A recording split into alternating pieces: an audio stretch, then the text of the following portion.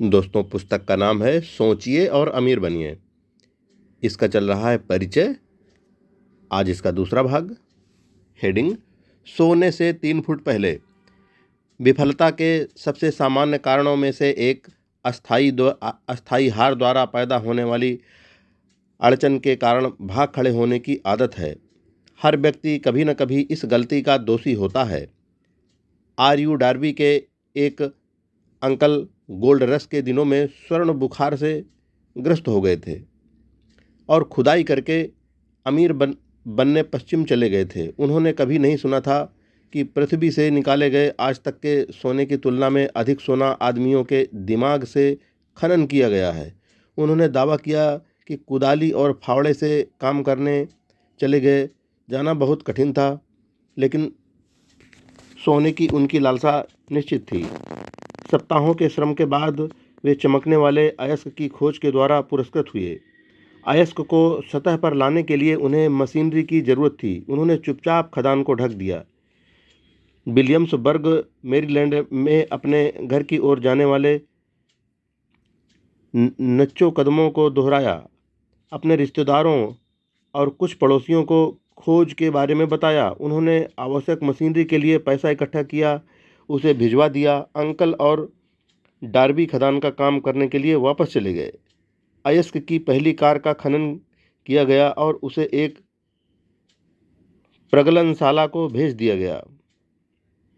उसके लाभ ने साबित कर दिया कि उनके पास कोलोराडो की सबसे समृद्ध खानों में से एक थी। अयस्क की कुछ और कारें कर्जे को निपटा देती, तब एक बड़ा लाभ हाथ आता।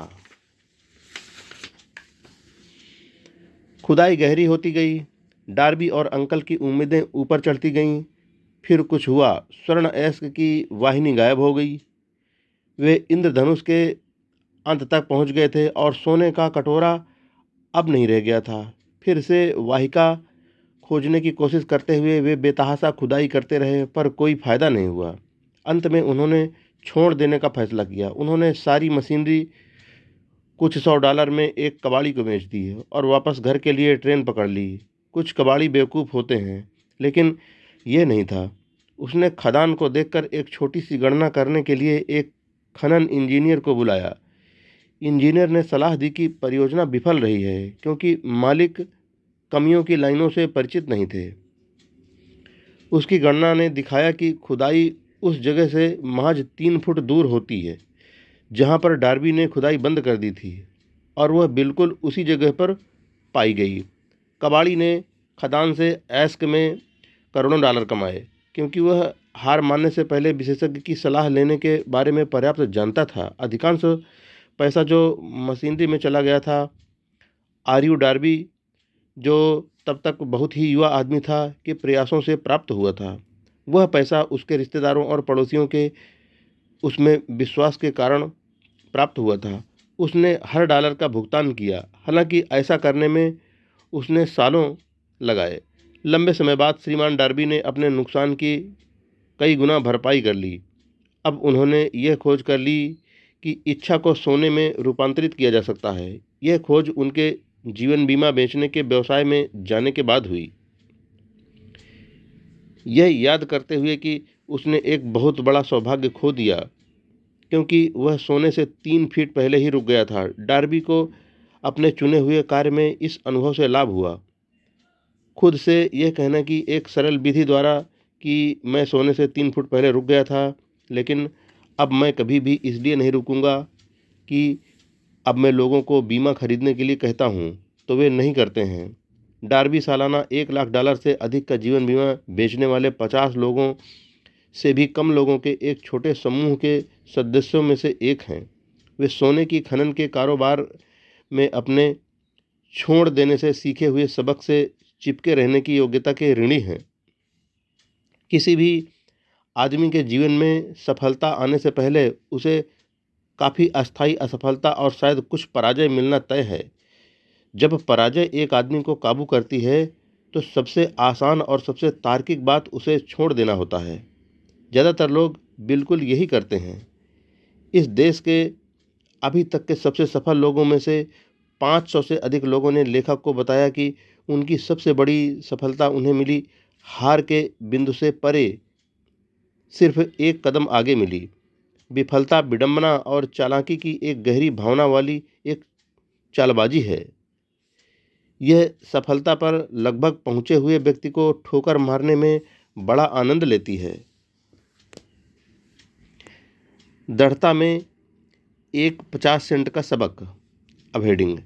श्रीमान डार्बी के हार्ड नॉक विश्वविद्यालय ने अपनी डिग्री प्राप्त करने और सोने के खनन के कारोबार में अपने अनुभव से लाभ उठाने का फैसला करने के तुरंत बाद ही उनके पास एक अवसर पर सौभाग्य उपस्थित था, जिसने उनके सामने साबित किया कि जरूरी नहीं कि नहीं का मतलब नहीं हो।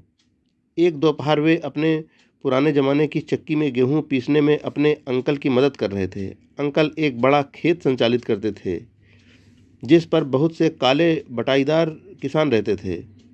बहुत धीरे से दरवाज़ा खुला और एक छोटी सी काली बच्ची बटाईदार की बेटी अंदर आई और दरवाजे के पास खड़ी हो गई।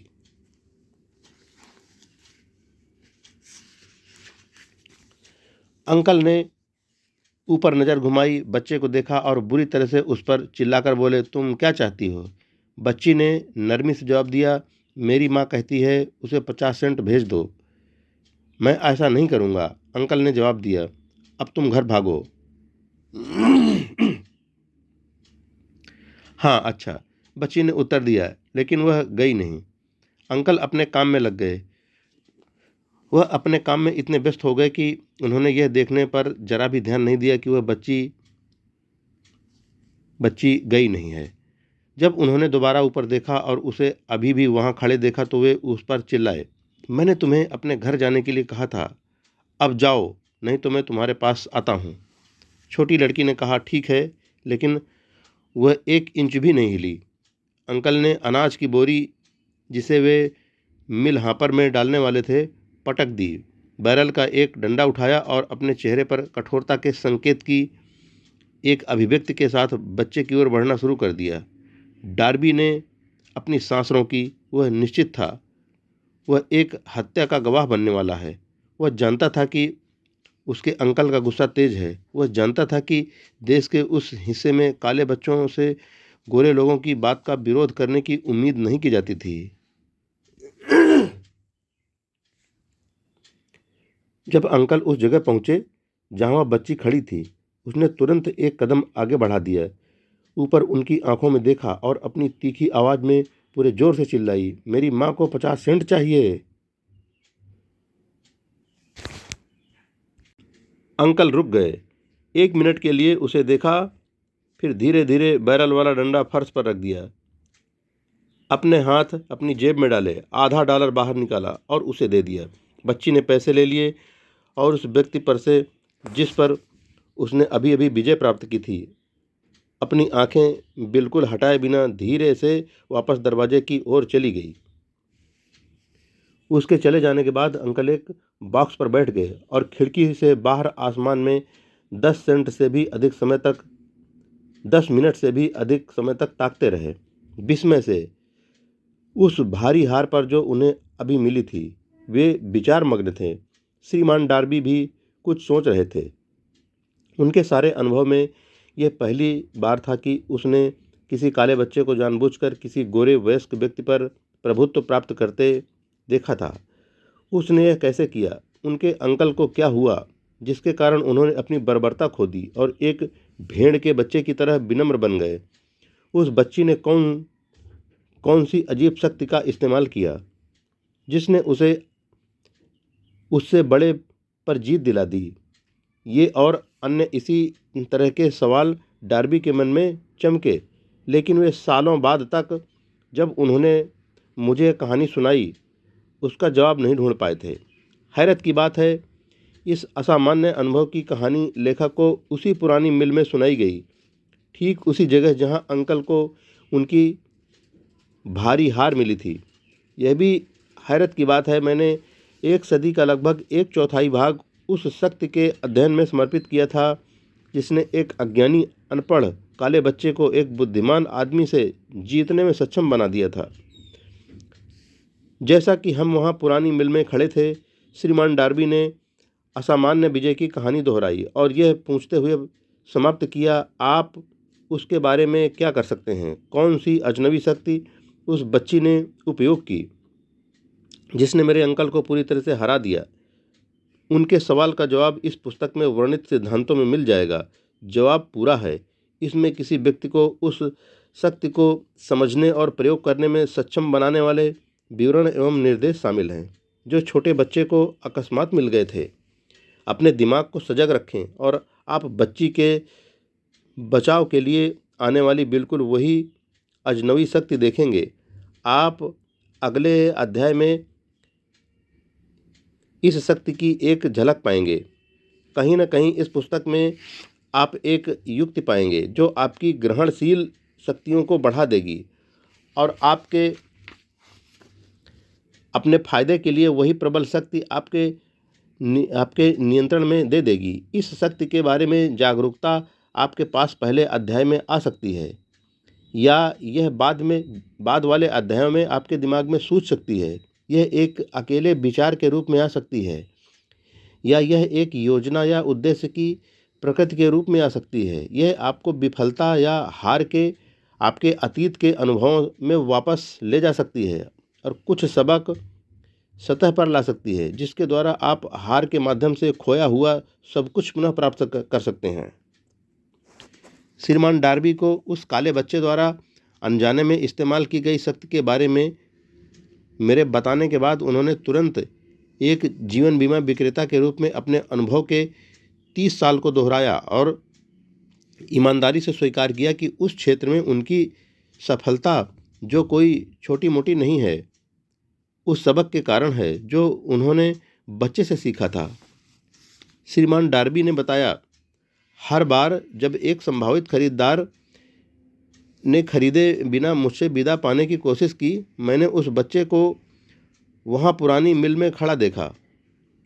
उसकी बड़ी आंखें चुनौती से चमकती हुई और मैंने अपने आप से कहा, मुझे यह बिक्री करनी है। मेरी की हुई सारी बिक्री का बेहतर भाग लोगों के ना कहने के बाद ही हुआ था। उन्होंने सोने से पहले 3 फुट दूर रुक जाने की अपनी गलती को भी याद किया। उन्होंने कहा, लेकिन वह अनुभव के भेष में एक वरदान थी। उसने मुझे जारी रखे रहना सिखाया। इससे कोई फर्क नहीं पड़ता कि चलना कितना भी मुश्किल हो। एक सबक जिसे किसी भी चीज़ में विफल होने से पहले मुझे सीखने की ज़रूरत थी।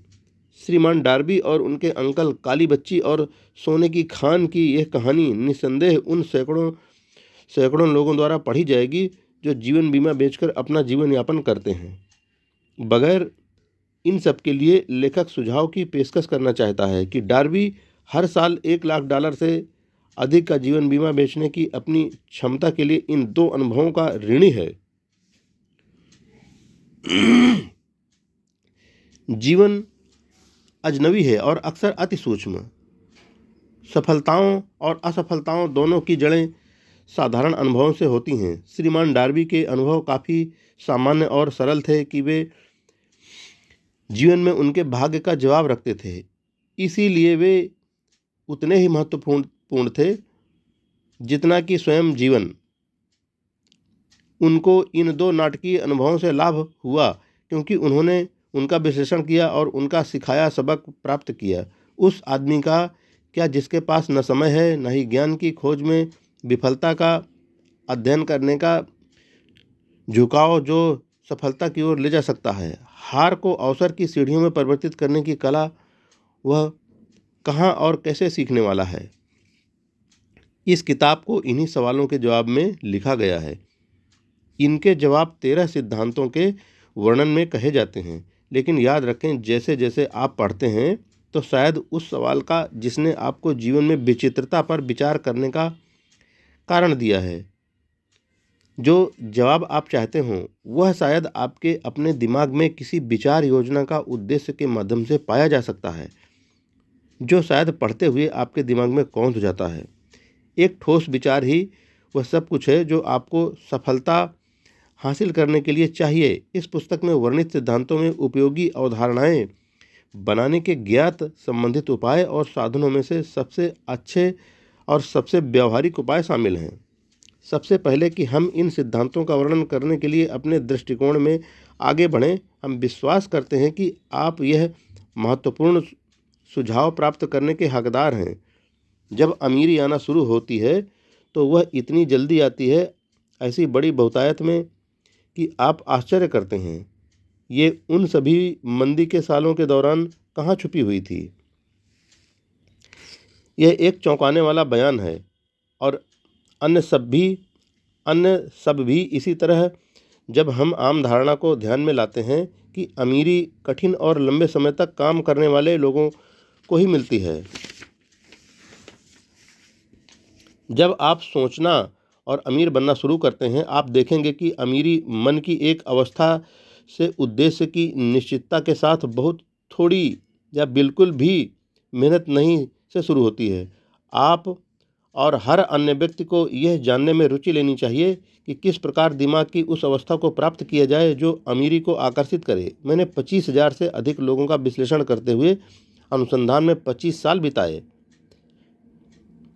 क्योंकि मैं भी जानना चाहता था उस तरह से लोग अमीर कैसे बनते हैं। उस अनुसंधान के बिना यह पुस्तक नहीं लिखी जा सकती थी। यहाँ एक बहुत ही महत्वपूर्ण सच्चाई पर ध्यान देते हैं, अर्थात व्यापार मंदी 1929 में शुरू हुई थी और विनाश के रिकॉर्ड समय तक जारी रही, जब तक कि कुछ समय बाद राष्ट्रपति रूजवेल्ट ने कार्यालय में प्रवेश किया। फिर मंदी शून्य में फीकी होनी शुरू हो गई, बिल्कुल उसी तरह जैसे एक थिएटर में एक बिजली मिस्त्री इतने धीरे धीरे रोशनी उठाता है कि आपके इसे महसूस करने से पहले अंधेरा प्रकाश में परिवर्तित हो जाता है। ऐसे ही लोगों के मन में भय का जादू धीरे धीरे फीका हो जाता है और विश्वास बन जाता है। बहुत बारीकी से निरीक्षण करें। जितनी जल्दी आप इस दर्शन के सिद्धांतों पर प्रभुत्व प्राप्त करते हैं और उन सिद्धांतों को लागू करने के लिए निर्देशों का पालन करना शुरू करते हैं, आपकी वित्तीय स्थिति में सुधार आना शुरू हो जाएगा और जिस चीज़ को भी आप छुएंगे वह आपके लाभ के लिए संपत्ति में बदलना शुरू हो जाएगी। असंभव बिल्कुल नहीं। मानव जाति की मुख्य कमजोरियों में से एक औसत आदमी का असंभव शब्द के साथ परिचय होना है। वह उन सभी नियमों को जानता है जो काम नहीं करेंगे। वह उन सभी चीज़ों को जानता है जिन्हें नहीं किया जा सकता है। इस किताब को उन लोगों के लिए लिखा गया है जिन्हें उन नियमों की तलाश है जिन्होंने दूसरों को सफल बना दिया है और जो सब कुछ उन नियमों के लिए दांव पर लगाने के लिए तैयार हैं। कई साल पहले मैंने एक बढ़िया शब्दकोश खरीदा था। पहली बात तो मैंने इसके साथ ही वह थी असंभव शब्द पर जाना और उसे बड़े करीने से किताब से हटा देना। आपके लिए भी ऐसा करना कोई मूर्खता की बात नहीं होगी। सफलता उन लोगों को मिलती है जो सफलता के प्रति सचेत हो जाते हैं। सफलता उन लोगों को मिलती है जो उदासीनता से खुद को असफलता के प्रति जागरूक बनने की अनुमति देते हैं। इस पुस्तक का उद्देश्य उन लोगों की मदद करना है जिन्हें दिमाग की विफलता की चेतना को सफलता की चेतना में बदलने की कला सीखने के लिए इसकी तलाश है। मित्रों, इस परिचय का आज दूसरा भाग हम यहीं पर पूरा करते हैं, नहीं तो वीडियो ज़्यादा लंबा हो जाएगा। आप बड़े ध्यान से सुनिए और समझिए। आगे इसमें धनवान बनने के लिए, बिलियनियर बनने के लिए खजाना छुपा हुआ है। जय हिंद फ्रेंड्स।